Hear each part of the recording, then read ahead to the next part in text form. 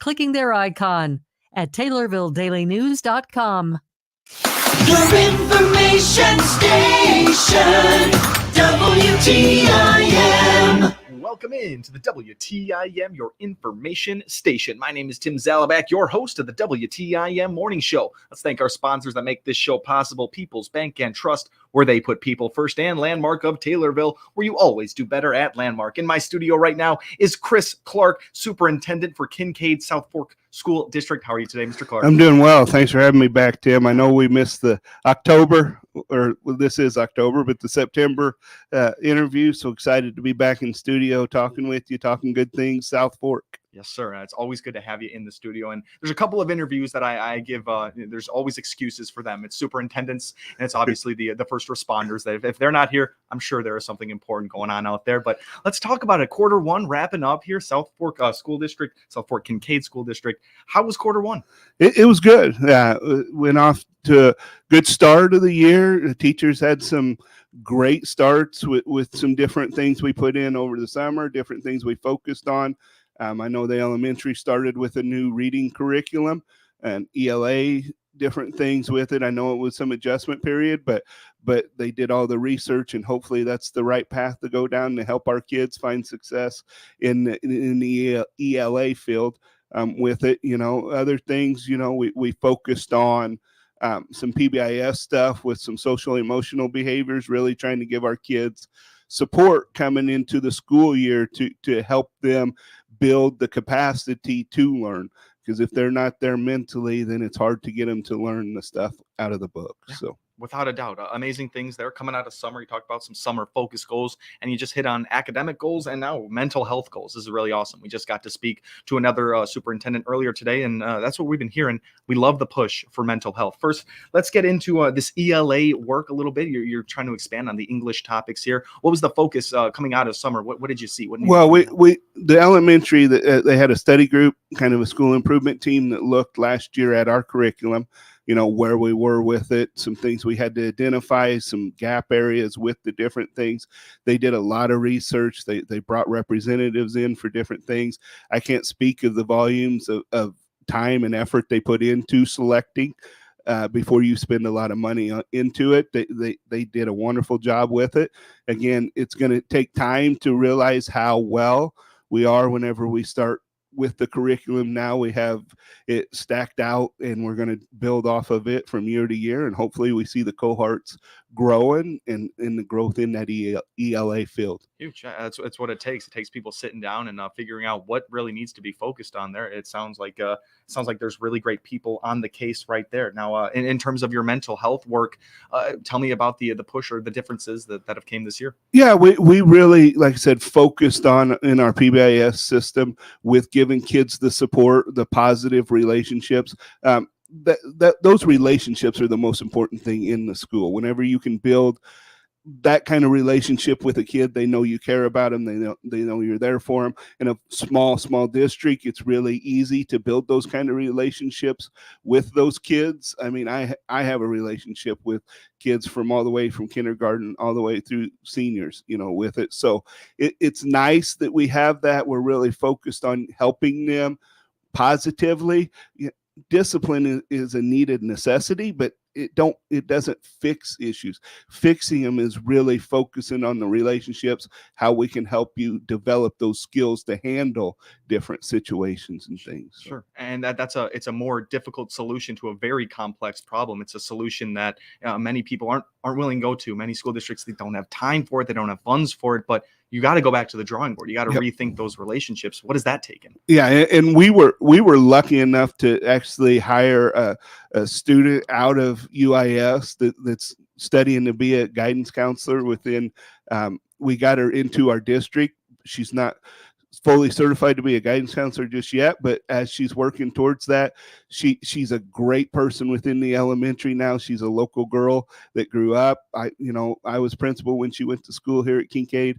Well-known name, well-known family throughout it. Michaela Delacus just does a wonderful job over there. And like I said, that's actually people they see that graduated from school have success. So it's those live representations that we have that really help it. And I'm proud of the elementary and the job they're doing with that for sure. High school is the same. They are really focused on it and working hard. What a cool initiative there, getting a former member of the high school back into the elementary school to help out. And even though they're not totally certified yet, they're right on their way. And Sure. it does take an adult just to be able to understand those problems. And definitely someone studying psychology, that's really cool. Out of UIS, that's really huge. When did that get started? Yeah, we actually were selected this summer to be in a teacher vacancy grant, an initiative pushed by the state of Illinois. We were one of 100 districts selected because of teacher shortages. We've been dealing with shortages for several years. I know it's hitting bigger schools now, but they're the ones that always took ours with it, and we've been struggling it for years. So we have that initiative now, and we're putting programs together to get teachers into our buildings. Michaela's an example of one of it, to get us guidance counselor into our building. We have two other examples at the elementary where we have paraprofessionals that basically have an associate's degree.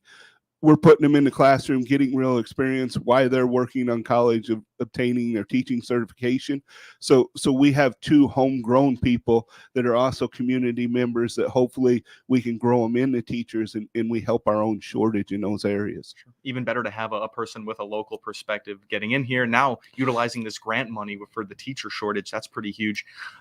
Is this money being used where you thought it would be, with kind of a substitute type of position, or are you trying to get in more permanent? Well, this is a brand new grant, and I don't think Illinois really realized what they wanted to do with it yet, but they knew they had to do something with the teacher shortages. So we're kind of building the plane as we're flying. But it's retention of teachers and recruitment of new teachers. So we're going to take care of the teachers that dedicate their time and efforts to us, that we can retain going into next school year. And anything we can do to recruit new teachers is what we're going to do. We're going to try to get student teachers into the classroom. We're going to go explore colleges where we can find kids that, hey, come over here. We'll help you with your tuition. We'll help you with some different things. And, you just commit to us for a little bit of time. And hopefully once you get into our system, we can keep you there. Yeah, that sounds like a great plan of action there. I feel like once you kind of put some investment into them, helping them out with education, you could be building some lifelong employees right there. It's what you need, right? Yeah, for sure. That, the dedicated to the small town. It's hard. We have raised our salaries over the past 5 to 6 years up to be competitive locally. So salary is not such a push to leave our district anymore, where it used to be 10 years ago. You could go down the road and get $10,000-$12,000 more. The gap is closed a lot. So money is not a huge factor anymore. That's even better there. And now you can you said you're being more competitive with salaries, and if that's not the issue, it could be a smaller community, and people that have gotten their start there, they might find it a nice small community, or Sure. they're local and they're used to the small community. Yep. So even better there. So that's really awesome. I'm really interested in that UIS guidance counselor here, even for the elementary school. I don't. When I went to elementary school, there was certainly no emotional guidance counselor there, especially not one that was strictly there to help with struggling students. Have you heard any reaction from this new UIS guidance counselor or students? Yeah, I have not been over there a lot. I know Mrs. Rogers at the elementary has talked about some of the different things. Within like the first 4 weeks, we identified tier students that needed more support than just everybody getting some social emotional stuff. Now we've identified certain amount of kids, say 20% of our kids, that need a focused group. She's really working hard with them and different things. And from the people in the community, I've heard nothing but great things about her. And I just come to expect that, knowing her with the different things. So, and it is at the elementary, because we are going through a transition with some stuff. That's where we thought we needed it right then and there. Hopefully it builds into a K-12 position with the different stuff. So. Totally. It's kind of a good test drive there for the elementary, and just getting certain kids on the radar, and maybe they have an asterisk next to their name or something on the roster that says, hey, this person is on our list. They're dealing with something at home. And that's really a factor that teachers and educators, they got a lot on their plate already. So someone that can do it for them, it's even better. There's Sure. great things going on over there at the Kincaid South Fork School District. Yep. Sitting down right now with Chris Clark. We're going to take our short little break right now. We'll be back. We're going to talk more about Q1 things. We'll talk some fall sports. They got a football team that is getting ready for their first playoff game in some time. My name's Tim Zalabak here on the WTIM Morning Show. We will be right back. Your information station, WTIM. Let's check the markets now on the RFD Radio Network. I'm Jim Taylor. Corn, beans, and wheat all trading lower at this hour. December corn down 6 3/4, 477 1/4. March corn down 6 1/4, 491 3/4. May corn $5 even, down 6. November beans down 14 3/4, 1280 1/2. January beans $12.99 3/4, down 14 3/4. March beans down 13 1/2, 13.12 1/2. December wheat $5.69 1/2, down 11. March wheat down 10 1/4, 5.97 1/4.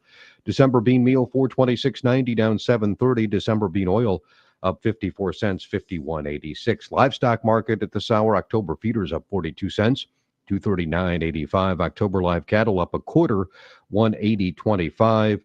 December lean hogs down 7 cents, 66.30. Energy market at this hour. December crude oil down 1/4, 83.49. Jim Taylor, RFD Radio Network. You are not called upon to make funeral arrangements very often. When you are, you want to turn to somebody you trust. This is Mike Masterson with Masterson Funeral Home and Cremation Services, Kincaid. Through the years, we have grown to know the people in our area. Our family has established a reputation for providing beautiful, dignified services. We have provided 3 generations of experience, compassion, and a long-lasting tradition of community service. Let our family serve your family. Masterson Funeral Home and Cremation Services, Kincaid.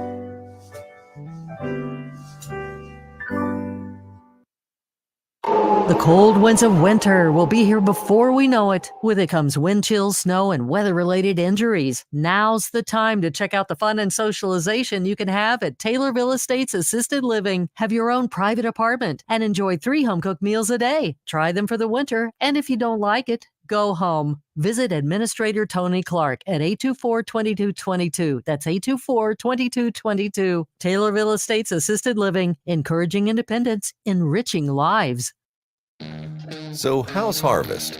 Higher yield potential starts with the season-long systemic disease protection of Xyway brand fungicides from FMC. Xyway brand fungicides protect corn crops from key foliar diseases and support physiological benefits that help develop healthier, higher yielding corn for a difference you'll appreciate at harvest.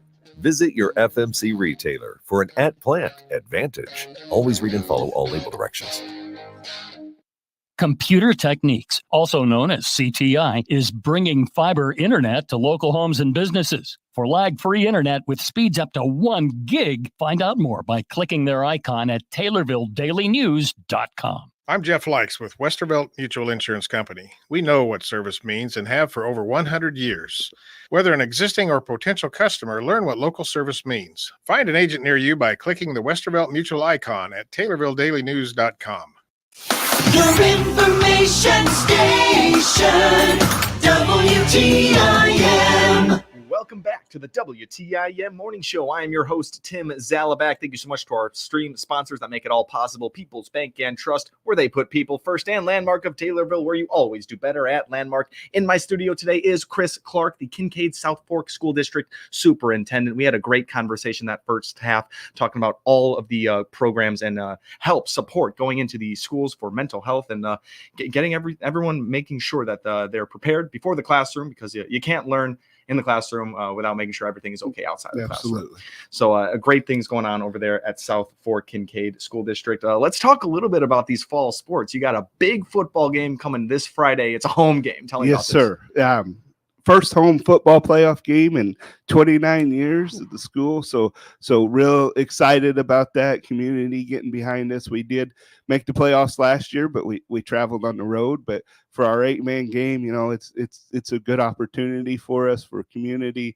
You just see the pride coming through the town with the different things of a team building and growing and doing some stuff. So hopefully we can come out Friday night and represent and do well and be competitive and put on a good show for our community. Now, Well, what a momentous time for the community. It's a building team. It seems last year making playoffs, being successful, and I think making playoffs we can just call a team successful. That's the gauge, I would say. That helps.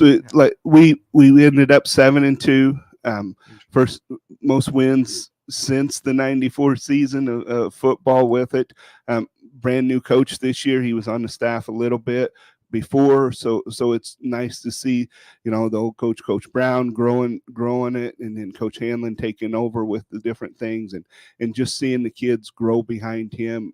Community local boy as well, graduating from the high school. So it's good to have those intact and the community behind us and giving us all the support they are. So awesome. Even easier to root for there. I'm seeing a theme. A lot of these, a lot of people, you're from South Fork Correct. area. That's really awesome. You're keeping it within the community there in big positions like head coach. These kids are led by a new coach this year, and it's home this year. That makes all the difference. Has the community been stirring everything everyone talking about? I think so. I'm not a social media person myself. I don't get on it, but I hear people talk about the pride that it's bringing back to the town. Really excited. I know some of my family members are excited to get out there to watch a game at home, a playoff game. So yeah, it's a pretty cool deal. Like I said, a hometown boy there doing the stuff 29 years ago. I'm good friends with a lot of those people. I was on that team too. So seeing them guys come out and showing the support they got too, it's a pretty awesome deal. So just so awesome. Is Chris Clark going to be out there on Friday night? Yes, I'm actually helping on the staff this year. Perfect. All right. I should have known. They keep it all within the community right there. You're going to be helping out on Friday night. Well, best of luck to the team. Well, thank you. Friday. Absolutely. One more fall sport that sounds like they had a pretty successful season was your girls varsity volleyball. Yeah, they play over at Edinburgh, but they had some ups and downs throughout the season. But I know they won the MSM Traveling Trophy for the first time in a very long time. Unfortunately, their season did end with a regional loss the other day, but all together they're growing and improving with some things. We got some good things going. Awesome. What about junior high sports? I know you're is it girls basketball very good over there? Girls basketball is going on right now. I think they go into regionals here pretty quick. I think the 7th grade team's got a pretty decent record. Junior high boys is the one that made a state run last year. They just started off practicing. I think their first game's November 3rd, looking to build off of last year's great success. And then we got high school girls basketball coming around the corner with Coach Mulvaney, and I know he's ready for some success with it. He's got a group of kids that are finally coming around that are getting old, getting older, getting experience, looking to have a real good season in the MSM conference with the girls basketball too. So awesome, and it's so funny to think about junior high sports. To me, it's 7th and 8th graders they keep it to, right? 6th graders aren't involved. No, 6th graders are in our small district. Yeah, they play. I mean, sometimes you got 6th graders out on an 8th grade floor. Yeah, but even with some stuff. So yeah, it's 6th through 8th grade, with some different things. 5th and 6th have their own season as well, but the 6th graders we do need, we move up and play. And Coach Pachetti does a real good job with that. Really awesome. And then there really is an opportunity to have that player gain some experience. And we're just talking about middle schoolers right now, but really, I mean, they can progress through their 3 years, and by the time they're an 8th grader, I mean, they're ready for high school sports, and they're already a big piece of their middle school program. I feel like it brings an interesting factor to your smaller school district where that can happen. I do really enjoy that. Oh yeah, like I said, in building off the local too, I said Coach Mulvaney, Coach Pachetti, they are local guys as well. Went to high school with them. The junior high girls basketball coach, Mr. Watson, he's a local guy. So we got local people stepping up, helping our kids in sports as well as the classroom. And in the classroom, it just makes things a little bit easier when you know that last name, or what's going on at home, maybe a little bit about their history. It makes all the difference. I never had a personalized relationship with a teacher, and I never thought about it, but you think about all the great benefits that come with that. We're running close to the end here, Mr. Clark, but I've had a great time talking today. One more quick thing. You mentioned a career center over at the high school. Can you mention? Yeah, we go up to CACC in Springfield. We bus kids up there. We have several, up around 20 this year. Great opportunity for kids to go up and get career focused. Not high school and college is not for everybody. We're figuring out we need those workers when they can graduate high school with the certification and go make $40, $50 an hour. That the workforce is the place for them, for some of the kids. And it's a great experience. I'm so glad we can give it to to the kids. It's a great program up there. That's really awesome. And providing all of the options, because of course a four-year university is not for everyone. We need workers that need to work the trades or vocational school. Those are all very important, and they're getting Absolutely. the opportunity over there with the Kincaid South Fork School District. Mr. Clark, thank you so much for being here with me today. Hey, I appreciate it every time, man. Thank you. Absolutely. Anytime I can talk South Fork, I'm Hey. happy to do so. That's what we're doing today, and I appreciate you coming in one more time. That's Chris Clark, Kincaid South Fork Superintendent for the Kincaid South Fork School District. I am Tim Zalabak here on the WTIM Information Station. Thank you all for listening. Your information station, WTIM. The Big 870 WTIM Assumption Taylorville, 96.1 W2.